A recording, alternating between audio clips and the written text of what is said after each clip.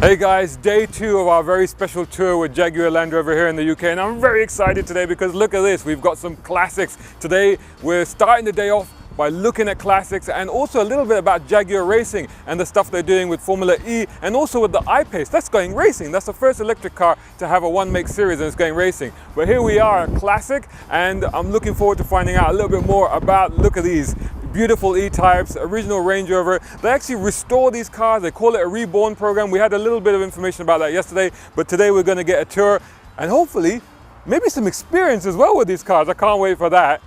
More coming up.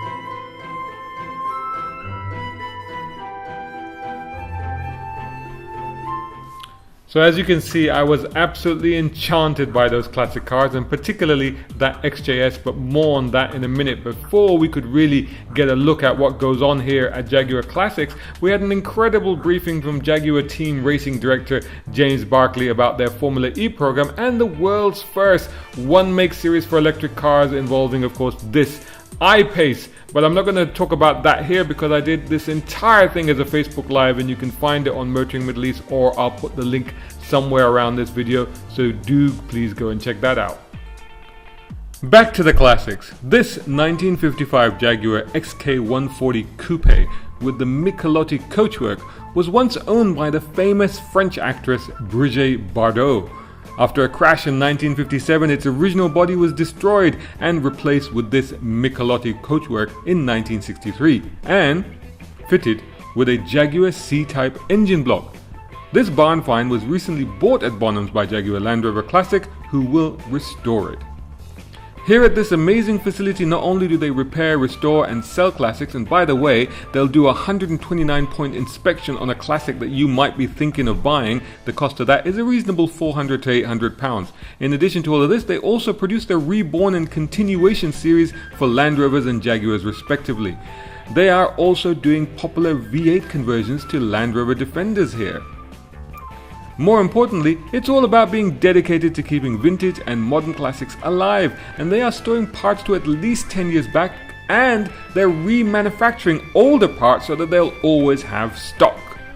This 14,000 square meter facility has only been going less than a couple of years, and it features 54 individual workshop bays and over 100 dedicated staff. Plus, there's space for nearly 500 vehicles here, and in the back they're almost chock full with a massive collection of classics, not just Jaguars and Land Rovers, because they bought a whole job lot of cars a few years ago. Ultimately, I think they plan to turn this into, or actually create a museum with these cars in them. Now, they also frequently host classic car clubs and events, so you can certainly turn up for those things. You can drop in and even take part in the tour of the facility, but you better check their website to find out the time slot for those, and I think there's a small fee for that as well, but it's well worth it. Now it's time for us to get a ride in some of these old gems.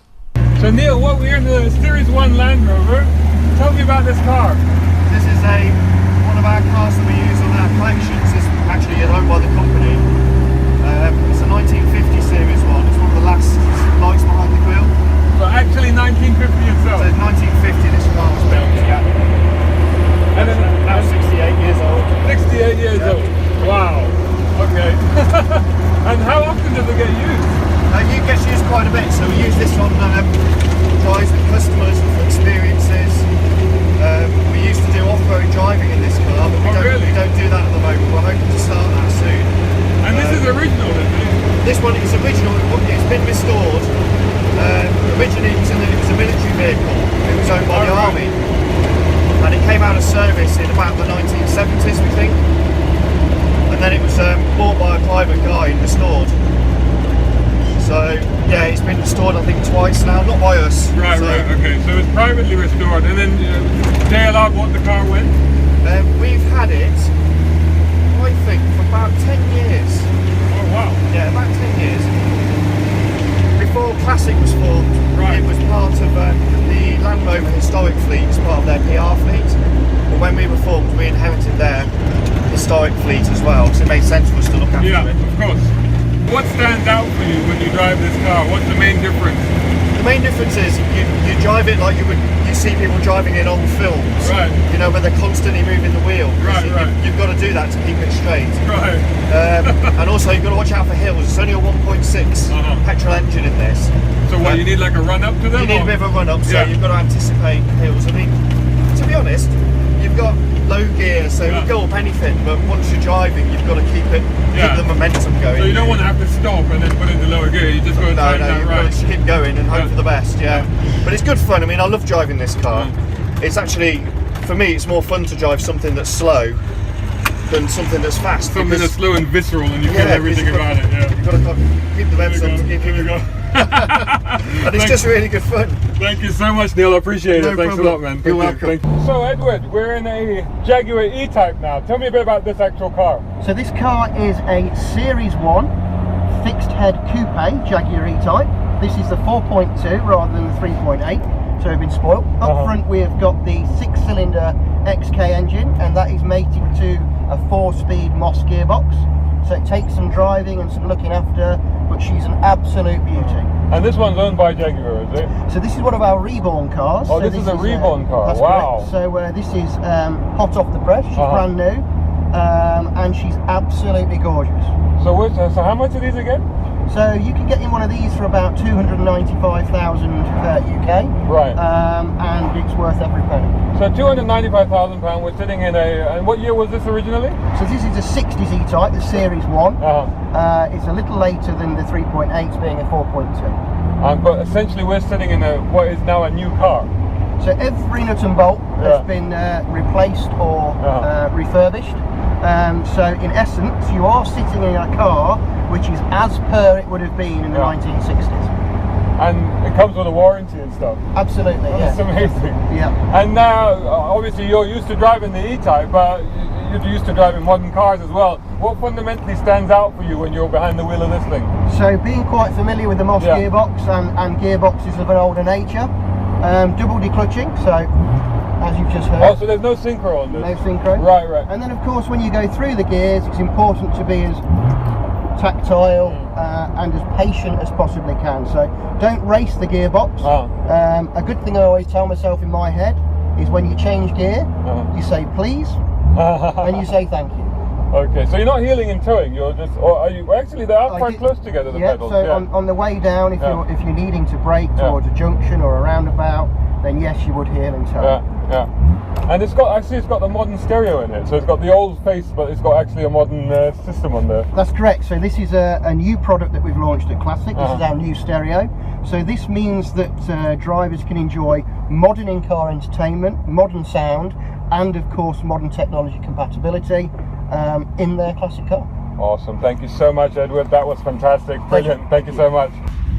So Simon, what are we in? We are in Series first generation Range Rover from 1970 through to 1979. And this actual one is not what, 1970? This is 1978. 1978. So this is one of the earliest production Range Rovers. Yes. Okay. And this car is owned by JLR, or? Yeah, this is our reborn car. This is car zero. So this is the first ever car right. that we built. Oh, okay. To see if the program for Range Rover restoration reborn could happen. So this is the first reborn, first generation Range Rover. Yep. And how much were these again? They range from £140,000 through to 165. What's the main difference that you find? What really stands out for you when you're driving this car? The purity. Right. The purity. How you can get an idea, an understanding of what the designers and the product team are trying to create. So you find yourself really in tune with the core identity of this car.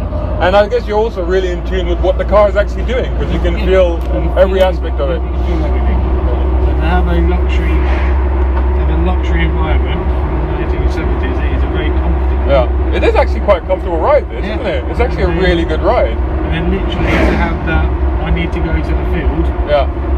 Off you go. You just turn off and off you go. Off you go. Yeah. What's the engine in this? 3.5 litre V8. 3.5 litre V8 based on the old Buick V8, right? Yeah. Awesome, awesome. Thanks so much, Simon. That was brilliant. Thank you. Thank you. What an incredible morning it's been here at Jaguar Land Rover Classics, where we've seen several things that they do. We've had a tour of the workshop and we've been able to go out and experience some of the cars. And they do several different things here. They'll do restoration, but they also do the reborn, which is what they're doing with Series 1 Land Rovers, Series 1 Range Rovers. And the other thing they do is a continuation series. So remember those D-types, those have been done here, and now the E-Type as well. They also do repair and servicing, so you can actually bring your car here and get it fixed or get it repaired, or you can buy a beautiful XJS like this. This one is £29,950 and it comes with a 1-year warranty. It's an incredible array of features that you can, or things that you can get here at this facility. Even for example, if you were thinking of buying a car and you wanted it inspected, you could come down here and get it inspected for between £400 and £800, which is actually quite reasonable. And this thing also is quite reasonable. I think I'm talking myself into this. No, let's not do that. But the other amazing thing about today is that we've had a little bit of an insight also into Jaguar Racing, and we looked at Formula E and also how the Ipace One Make series is going to come along. And also we've had an opportunity to go out in the cars, and that's probably been one of the highlights of the day. There's a huge treasure trove of incredible old classic cars that they've got stashed back there, and probably you're going to be hearing a lot more about those in the future. But what I will say is that if you're here, if you're anywhere near this area, you must, absolutely must, if you're a petrolhead, you absolutely must come down here and have a look at these cars and see if they'll sneak you into the workshop in the back there and have a look at some really cool stuff there. So now we're going off to do something else, so stay tuned, more still to come.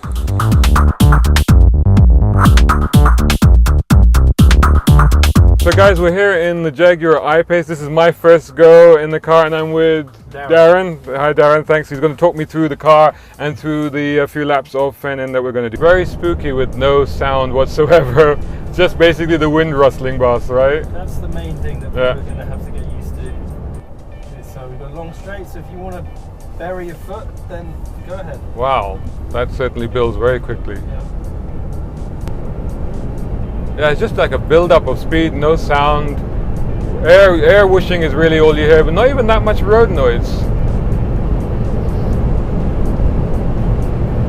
125 miles per hour, 128.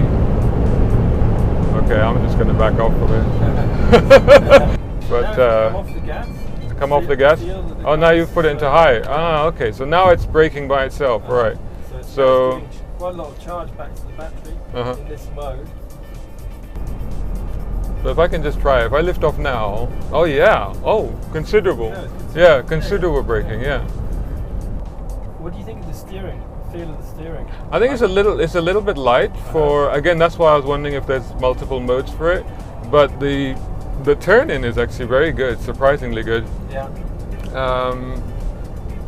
Not a lot of fuel, but most modern cars you don't get much fuel in them anyway, but you do get a sense of what the car is doing just through the seat of your pants. I think the chassis feel is a bit better there. I think there's a lot of weight down low, isn't there, in this car? Yeah, the battery's down low. That's 650 kilos on its own. So right. At the moment, the suspension's in dynamic mode and comfort. Okay? Steering is in dynamic now. Oh, okay. Put everything into dynamic and see if you can feel the difference. So does it feel any different to you? Yeah, the steering feels a bit weightier. Yeah, a bit weightier. Yeah, it definitely does. Actually, even now it does. Yeah, definitely does. Yeah, actually, I'm getting a little bit more feedback through the steering wheel. That's interesting. Yeah. So everything. And the whole body actually is a little bit more. So yeah, it does feel like it's been firmed up quite a bit. Yeah, very much so. But it takes some getting used to, doesn't it, to drive in this sort of environment, but with no sound. Yeah, of course. It's not. We're not used to it, are we? So yeah. It's a new sensation.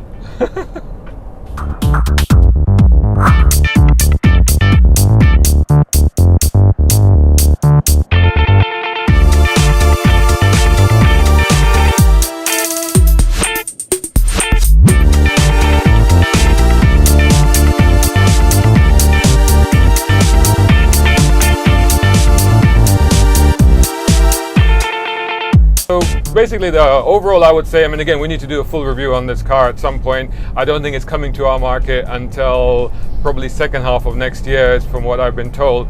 But it's a car that is absolutely fascinating and remarkably enjoyable to drive, considering what it is. And one of the things about it is the speed that it will do. I mean, this is nearly 400 horsepower, as you were saying, Darren. And 0 to 100 is, I think, 4.5 seconds or so.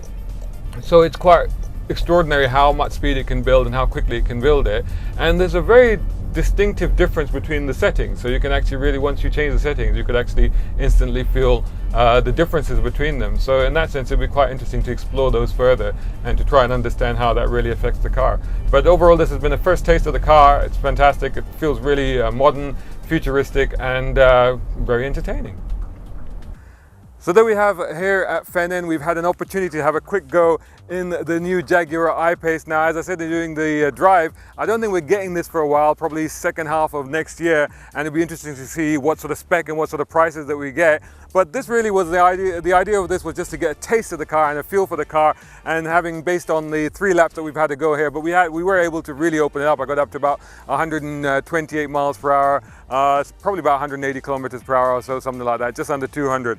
And it's quite remarkable how smooth and fast it actually is, and how well it actually responds to the steering, and the quite distinctive differences between the different modes. You really can feel it. It's one of those cars where really you'd want to spend a bit of time with it, because you really want to understand the whole regen process, that whole braking, that one pedal process of driving it, and then that lifting off to recharge the batteries. Because once you get an understanding of that, you really start to develop a relationship with this car and understand what is the best way to drive it and the best way to get the best out of it, so to speak. So honestly speaking, this taste has done little more than to whet my appetite, because really what I want to do now is take it out on the road and spend some time with it and see how it is. But anyway, that concludes day 2 of our special 3-day tour with Jaguar Land Rover here in the UK. More cool stuff to come in the next part, so stay tuned, we're not done yet.